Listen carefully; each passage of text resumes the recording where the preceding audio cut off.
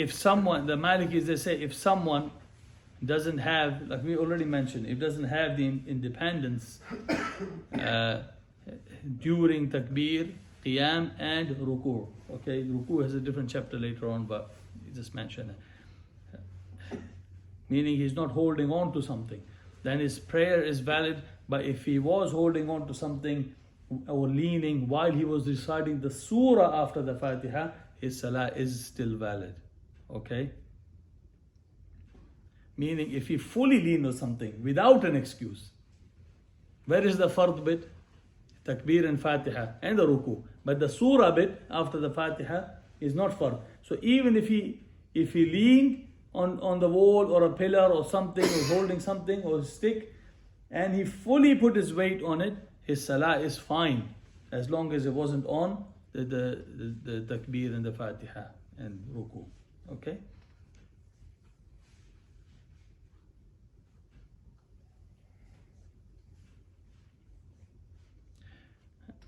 If you remember, I mentioned in the last lesson that the Malikis, they say, for the ma'moom, the one who is behind the imam, in the salah where the imam is reading loud, it is not fard for him to read the Fatiha.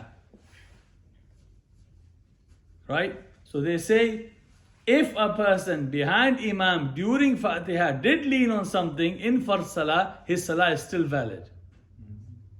That's for. Otherwise, himself or the imam, he must not be leaning on something. Clear? You lost? You following it? Okay. So, what we said last time, that Malikis, their view is the Fatiha for the one who is praying behind imam in the salah, such as Dhuhr and Asr, in the quiet salahs, it is fard for him to read. But in the salah when imam is reading loud voice, it is not fard for him to read the salah. Read the Fatiha. When imam is reading loud, it is not fard for the ma'moom to be reading the Fatiha behind the imam. Now, for Qiyam, where they said, when a person is reading Fatiha, for that part of the Qiyam, he must be independently standing. But where imam is reading, the recitation of Fatiha is enough for him, the independence of imam is enough for him. So if he did lean during that time to the wall or held something, or even held a person next to him if he was about to fall, and he put all his weight on the person, his salah is fine as long as it was behind the imam and he's reading loudly. Because at that time, the Fatiha is not fard on him. Even if he leans for a second. Even if he leans for a second. If he leans for the duration of all Fatiha. Even just 1 second. Or is it just the whole Fatiha? Sheikh, you didn't understand this matter. I'm saying, Malikis are saying, if imam is reading Fatiha loud, you can lean all Fatiha, no problem, your salah is fine. No, it's in the whole thing, in general. In general, when it's not allowed, you must not lean even for a second.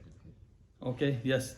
Make it clear, because I need more clearness. So you that thought must have come the last page. I'm joking. Okay, let's quickly move on. The Shafi'is are very lenient. This is Istiqlal. The independence is not a condition. Okay, that's why I have seen one.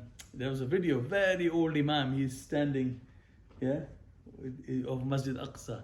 Long time. He's holding a stick. Yeah, many Hanafis are having heart attack. What's he doing? He's alive.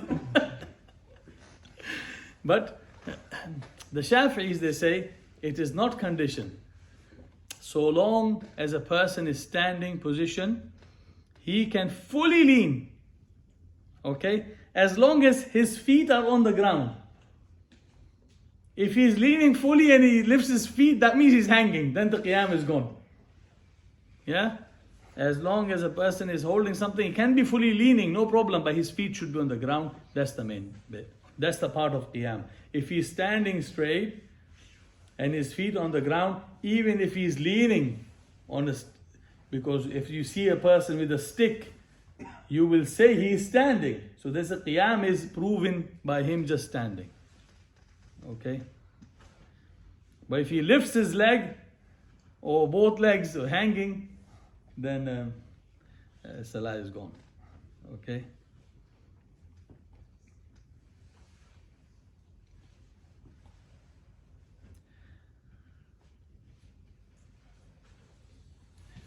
We are talking fard salah. Okay? Hanabila, they are like the others in that they say to be independent in your qiyam is fard in all fard salah. Okay?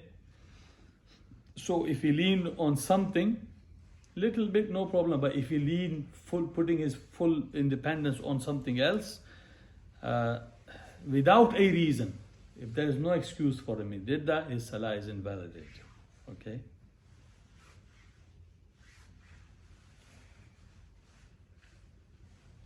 That's done for the independence. Okay?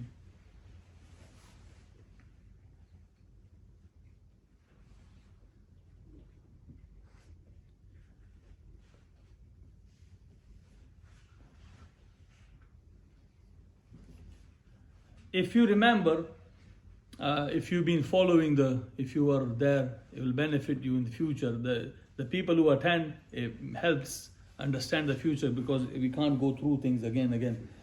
So I told you a qaida for Shafi'is, they say that if a person cannot pray like he's supposed to pray, but you remember when the floor is najas or the clothes najas, he will repeat it unless it was an ongoing issue for a person. Alright? They say if a person is marid, okay, such that if he stands, the blood flows. Or if he stands, the wind passes. But if he sits, it doesn't. He's got a wound. If he stands, he has a problem. But if he sits, it doesn't. They say he can pray sitting and he won't have to repeat. Okay? Same with someone has a problem with urine, what do you call it? When someone's urine drops, they come out all the time. If he finds that if he stands, he has the problem, but if he's sitting, he doesn't. And if he prays sitting as a result, he doesn't have to repeat the salah. Okay. Similarly, if a person, he finds if he stands, an enemy will see him, or an animal with danger will see him, and so he has to pray sitting. In that case, all these cases, his salah is valid.